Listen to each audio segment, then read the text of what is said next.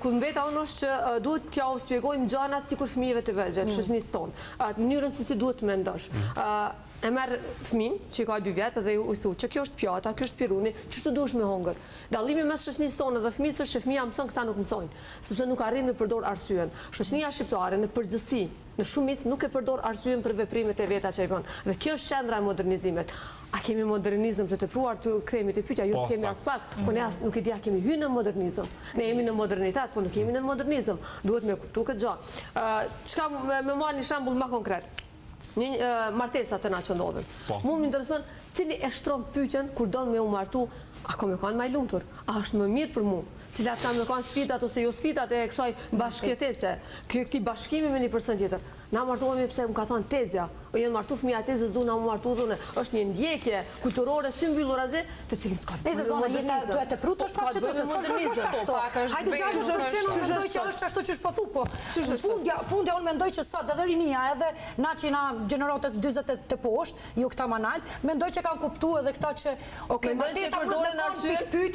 që përdorin arsyen në shumicë nuk përdoret arsyen. Me menuar që shkotër ti smartohen kur njës. Po, e ndjekin traditën, se të na për shembull hala martesa është institucion i shenjtë.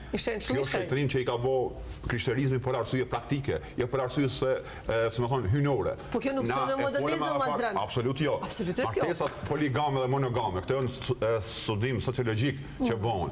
Sot poligamia të na është e kriminalizuar me kuptimin e denoncuar rrugë moralisht. Mirë po, pse ka ndodhur ku ka ardhur njëri te monogamia, pikërisht ku ka zbrit krishterizmi. Atkoh prandorin romakën, në territorin e Palestinës, ka pas shumë lindshmëri, ndërkohë kushte sociale të vogla. Kanë vdek njerëz për shkak të ushqimit, kanë vdek njerëz për shkak të higjienës, mungesë e higjienës këtë tyne. Ç'a ndodh? Për me nal lindshmëri të mëdha, sepse një partneri ka pas 5-6 gra ose një grup 5-6 partner burra, këto prodhojnë shumë lindshmëri. Për me nal këto, kisha ka folën e mund Zotit, dhe martesa një me një është e vërtetë edhe çdo Zoti, këto janë me kat. Pra e ka ndarë trupin prej shpirtit, që kjo është kontrarevolucioni më i madh që ka bërë Kisha Katolike. Kur e ndan trupin prej shpirtit, pastaj të bëhet normë, etablohet me shekuj, edhe sot jemi veç te monogamia. Poligaminë e shohim si të pamoralshme, e stigmatizojmë, ndërkohë ka popull e fisë që këto e ka normale.